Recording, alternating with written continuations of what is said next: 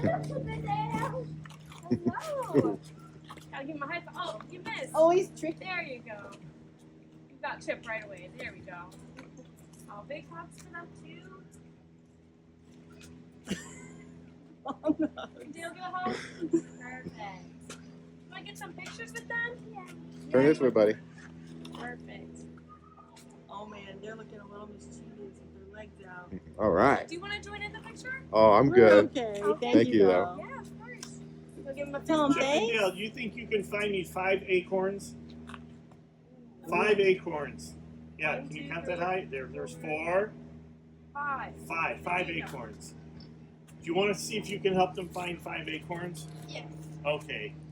Let's see. Do we see me anywhere?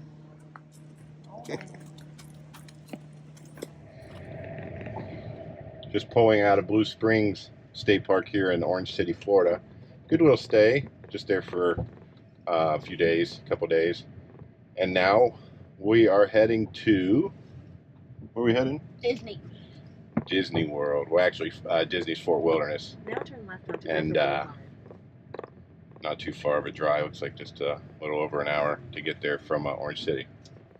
So camping at Disney World kind of was one of our list of items we wanted to do, and the campground that at Walt Disney World here in Orlando, Florida is called Disney's Fort Wilderness, and it's a nice campground. It's an expensive campground, but it's a nice campground.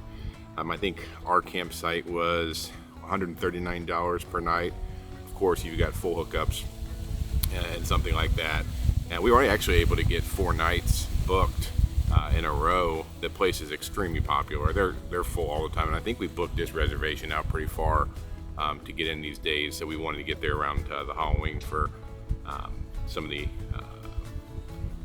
Halloween activities in Fort Wilderness, as well as at the Magic Kingdom. But definitely the cheapest way to stay on a Disney resort, as far as I can tell, if you have an RV, or if you don't and you want to rent one. There, I'll get into that a little bit later, some of those options. But cheapest way to stay on the property.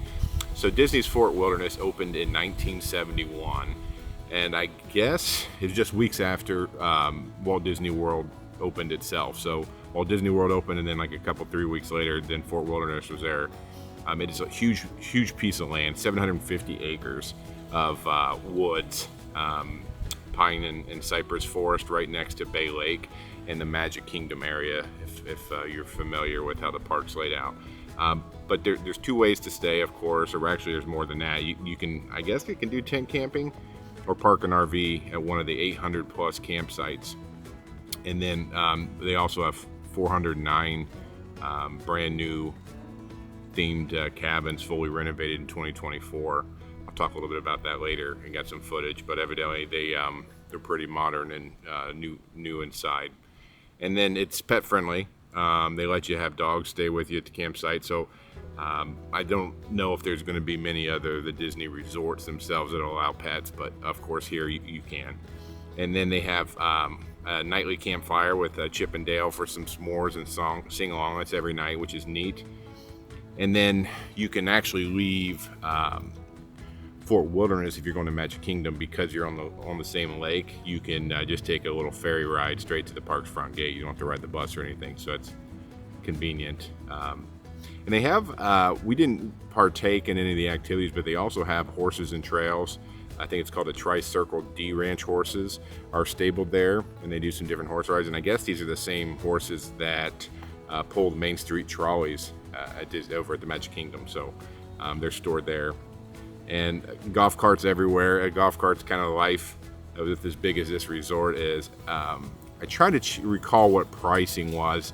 We rented a 4-seater cart, and I think it was around $70 per night. And they also had a few 6-seaters, which I expect are probably another $20 or $30 above that per night. But everyone has a golf cart, and I'll get into that here in a little bit. So we check in as you usually do, right? You come down through Orlando. So Disney and Fort Wilderness are located on the southwest side of Orlando, if you're familiar. You come into the entrance, there's a preliminary gate. You get through. Obviously, we have reservations. You better have reservations because you're not going to just pull into this place.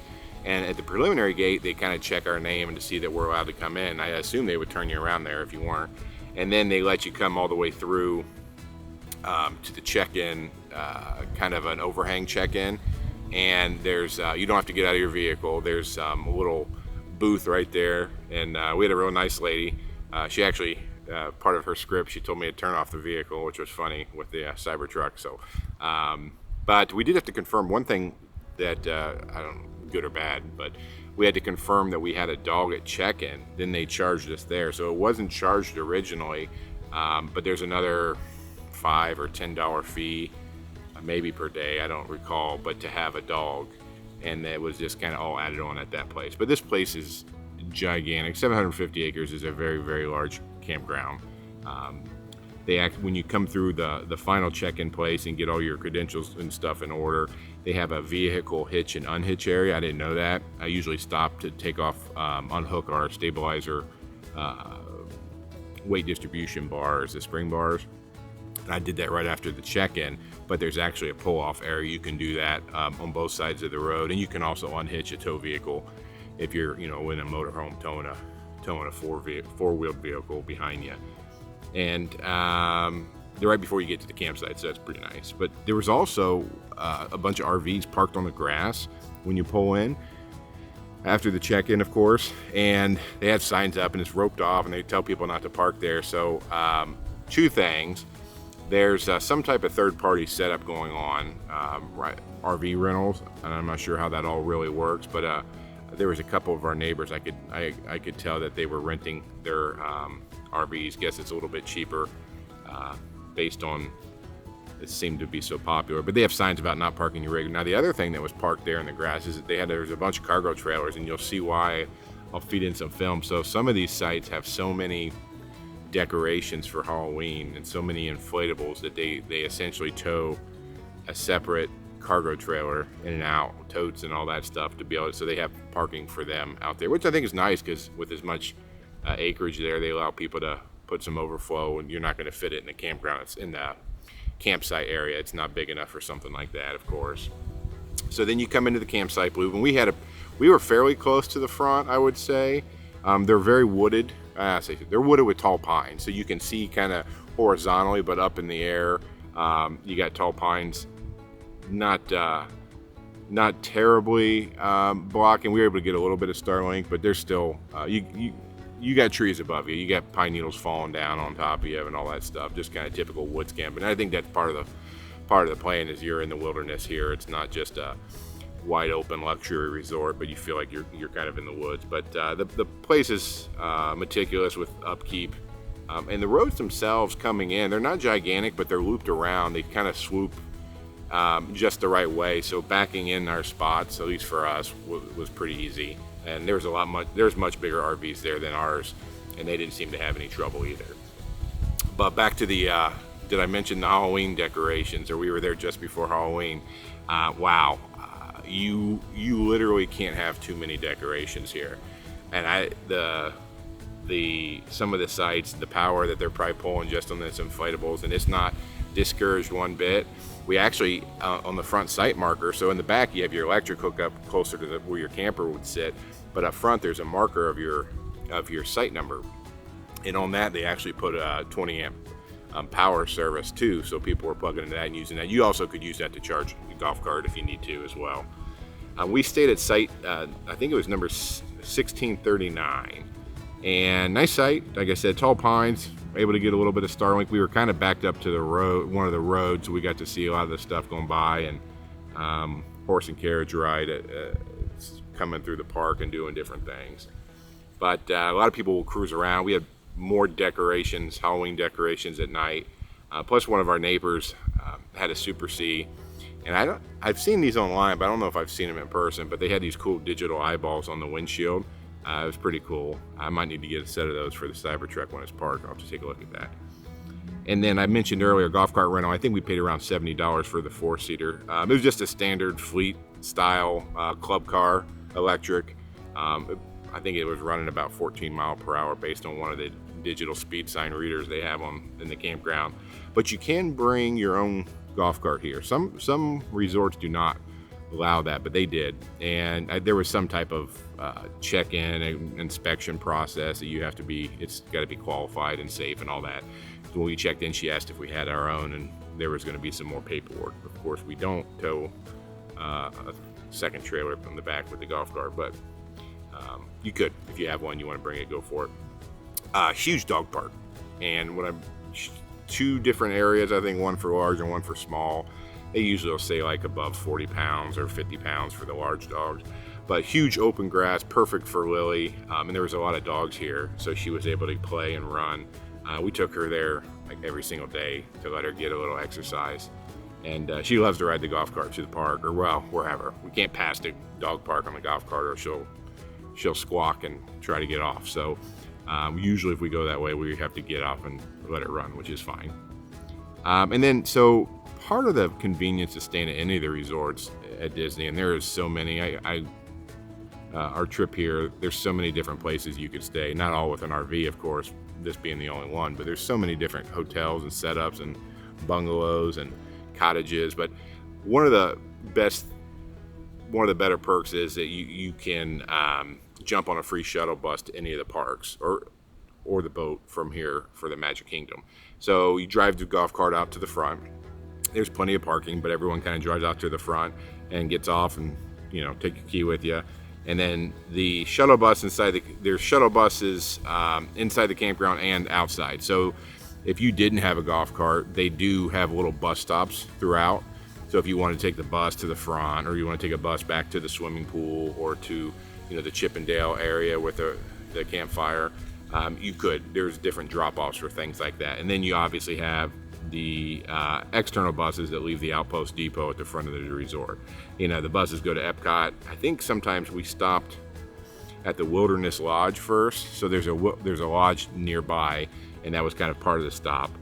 And then Hollywood Studios, Animal Kingdom, Disney Springs, both of the water parks, including the Typhoon Lagoon. The Magic Kingdom itself, if you wanted to go there from Fort Wilderness, it's by boat, and it's about a 15-minute ride to the park gate.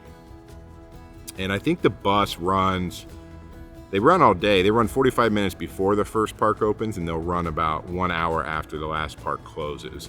And you get a Disney app, and you can kind of keep track of all that in hours and so forth. But we rode the bus a couple times while we were there to a couple of the parks, and it was nice and convenient. And then they of course have restaurants on site, shopping areas, restaurants. There's actually some really massive new construction going on right next to the Fort Wilderness up here in this area. So I checked it out, and evidently it's a new resort, over 900 rooms going in on the old river country site that used to be there. It's going to be called Disney's Lakeshore Lodge. Another place you'll be able to stay on the grounds, and of course that'll be on the lake as well for the boat ride access, I'm sure. And then they actually were building some A-frames as well. Evidently there are going to be some luxury waterfront cabins, like a overwater bungalows with a rustic twist, it looks like. So they also had on this lake, they got boat rental and fishing tours on the water. If that's your thing, you can get up and get some of those things scheduled. And then I mentioned earlier the horse and buggy we saw. I did see it a couple times, not sure where that's set up. We didn't go after looking for the buggy ride. We just did mainly some golf cart cruising. But we did cruise over to see the cabin. So I mentioned earlier, evidently these are all just completely brand new in 2024 and been fully overhauled. They look really nice from the exterior. We didn't go in. I guess there is, I think there may be one on display, kind of like a model home you can walk through, and to see if that's something you'd be interested in if you're there. But altogether, there's a ton of them. I think they sleep about 6, but I expect they can be pretty expensive. Looked at some loose pricing online, and I think you can spend $500 to $700 pretty quick, depending on the season and day of the week, on something like that. And then they have some golf cart pass only in this area that they look like extra large sidewalks essentially, but it's for the golf carts to get through to this area. So the food spots, so they had a couple restaurants there and kind of a couple places you could go and grab like food ready to go. You could order a pizza and grab that pickup. They had an arcade sitting there. They had a trading post, gift shop, camp store in this area too. I think they at least had 2 of these, but pretty pricey as expected. Of course, we got some things. One of the funny things was the firewood, I think, was like $16.99 per bundle. Definitely more than double of anywhere else. But my son picked out a couple things. I think he got a Daffy Duck pencil and a Mickey Mouse bubble maker. Bubbles everywhere in this place. Probably at the parks too overall, because they're sold, you know, at all the parks. But in the campground, they're everywhere because everyone's running them on their golf carts, and the kids are. It's pretty cool. But keep your mouth shut while you're driving, because you can eat some bubbles pretty easy. And then the second trading post area was over by the swimming pool. They got some pretty cool toys. We had a little lightsaber battle there, and had some checkers set up. Played around to that. My son did beat me at checkers, and he's pretty good. And then we got some clothes, I think, or a couple of shirts or something while we were there. And then so the swimming pool there is called the Meadow Swimming Pool, and they're building a brand new one next door. I'm not sure what the deal is going to be with the current one, or if they're both going to stay open, or actually this will be the third one. They have another one over by I think the cabin. We didn't make it over there. A little bit of reviews just talked about it kind of being a little bit more mellow. I don't know if it's set up as like an adults only pool or what. But so they're building a brand new huge facility next to the current pool at the Meadow. So that looks like it's going to be open next year, but it looks like it's substantially larger. So we'll see. That's something to look out for. But the Meadow swimming pool is nice. It was a large pool. They had billiards and ping pong in the front when you walked in. 2 areas kind of set up. One for the smaller kids with a little slide, kind of like a splash pad vibe to it. And then obviously the larger pool with, there was a larger slide for kids, but it's definitely a kids area. Pool's only like 3.5 foot deep everywhere. They have a snack bar, as you would expect. Food was not great. It definitely was expensive, but it was not great. I guess not what we expected and how it was going to be made. And it felt more like, we'll just put it this way, not great. So maybe pack a lunch. But the soft pretzel was okay per my son. The Mickey Mouse here soft pretzel evidently was a hit. But they have activities going on at the pool. So as expected, there's employees running around or team members running around, and they have different events and dancing and limbo and something else. And they did a rubber duck race. So the rubber duck race was all these kids and adults, if you wanted, would pick out a rubber duck and it had a number on it. And you had to remember your number, of course. And they run them down the slide. I didn't get any footage of this. I didn't have my camera in the water when this was all happening, but you run they go up to the top of the slide and they dump all the ducks out in the bucket. And I think there's like 40 or 50 ducks in this one, and then they let it come out about 30 feet with the current of the slide, and then they have a checkered flag, and the team member case workers there kind of grab the winning duck. And my son actually won out of all those ducks. It was pretty funny. Lucky number 37. And they got a little prize and certificate, but he was pretty pumped. And then after we left there, we actually ran into Chip and Dale. And Chip and Dale were hanging out, wandering around outside the pool area. Got some photo and video of that, but my son was excited. Chip is the one with the nose that looks like a chocolate chip, and Dale has the gap in the teeth. We clarified that, or my son did, I should say, with how they can tell them apart. And full hookup, so we gave Lily a shower at the campsite. She's usually pretty good. We used to hose outside the camper. We can run hot and cold water, and it's all filtered and everything. Not that this water was bad, but then we dry her with the towel, and sometimes I use the leaf blower a little bit if I can. She's pretty good with the showering part. It's the getting dry. She gets a little wound up and crazy and wants to run around. And we took advantage of doing some golf cart cruising at night as well. We strung some. We have a little set of rope lights that are battery powered. They wind up, kind of little camping thing. And we were able to wrap that around the golf cart. Some of these golf carts are all done up, and they put temporary wraps on them. Even the ones they're renting, they're doing them up in decorations and hanging wreaths and putting decals on them. And obviously that probably has to all be cleared off before you take it back. And all kinds of lights. We had some cafe lights up at the campsite, and we had our jack-o'-lantern inflatables out front. But our setup was novice compared to some of the seasoned campers during the month of October. I mean, some of these places were awesome. And like I said, that's why they need these cargo trailers, because they're bringing so much with them to get. It's got to take them a few days just to get set up and tear down, I would think, outside the RV. And then I mentioned earlier they have this Chip and Dale nightly campfire and sing along. And on his farm he had a cow. With a moo here, a moo there, here a moo, there a moo, everywhere a moo, on McDonald at a farm. You're not singing. All right, that's good. Nightly campfire and sing along. It's free. You know, you're paying for it with your site rental, and it's nightly. And there's a specific area. It starts around 6:30. They have campfires, s'mores, songs. Then they do a Disney movie under the stars after all that. But it's 100% free. I guess you can buy a s'mores kit there. I think they said it was around $10, or you can bring your own. And then there's a campfire theater. It's all in the meadow area. And yeah, pretty neat. My son had a good time. After the movie on the big screen, a lot of people left. So before the movie started, a lot of people left. And then about 10 minutes after the movie started, even more left. And there was just a few of us there. We hung out for most of it. It was getting a little late, and we cruised around a little bit. They had a food truck sitting there. I assume this is probably where you could buy the marshmallow kits, but we didn't have to. Now, if you are bringing your own marshmallow chocolate graham crackers, just make sure you bring your own roasting fork or stick as well. I made the mistake, or we made the mistake, we forgot and just brought some of the ingredients, and I had to go back, and the golf cart traffic getting in and out of this place can be a little tight once things are rolling, so remember that. And yeah, trick-or-treating they did. So not official, I mean, this is just kind of like unwritten, but a lot of these sites, especially the ones that were really done up, they would have candy out at night.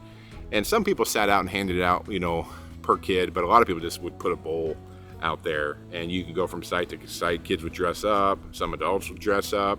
You can do golf cart drive-by trick-or-treating. Usually, like I said, they're not really sitting out, and once the candy's gone, the bowl will just be flipped over. But I'm guessing it's a very popular right about sunset. We would be at different events, or we did the Chip and Dale, and then my son wanted to do a little trick-or-treating after, and it was kind of hit or miss with who and how much candy was left over once they got a little bit later. But it's neat. They get to trick-or-treat at Fort Wilderness, you know. I don't know if this is a month-long thing. So we were there about the week before Halloween, and it was full on. So I don't know if it goes on for the whole month of October. It seems like that may be the case. But if you're looking to go and want to get into that, I think you need to book well in advance to be able to get a spot during this time. But overall, as expected, it was a great place. Expensive, but I think for what it is, you get a lot. There's a lot going on. The convenience, you're there. Fun. It's hard to get late schedule reservations, so you definitely need to plan this one well out in advance versus maybe you would luck out on a cancellation, but I wouldn't even hold my breath on something like that. We'll probably go back. However, I do have a video in the near future I'm going to cut of some alternative places that you could camp as well. I'm currently at one of them right now in Kissimmee, and another one in Orlando that we checked out following that are still close to the Disney parks and the Universal parks and everything like that. So if you couldn't get into Disney, there's other options. And up next, we actually head over to the Magic Kingdom for the Mickey's Not So Scary Halloween Party. It's an after hours deal, kind of special tickets. You have to get special tickets for this. And it starts, I think the party starts at 6 or 7 and goes to, it might be 7, goes to midnight, where most of the days the park's not open that late. You can get in a few more hours earlier if you want to, but they essentially close the park for everyone else who doesn't have the special ticket, and then get to take advantage of some of the nighting events. But I'm working on getting that one out as soon as I can. Got a lot of video to edit, and if you're still with me, I appreciate it, and I'll see you in the next one. Thanks.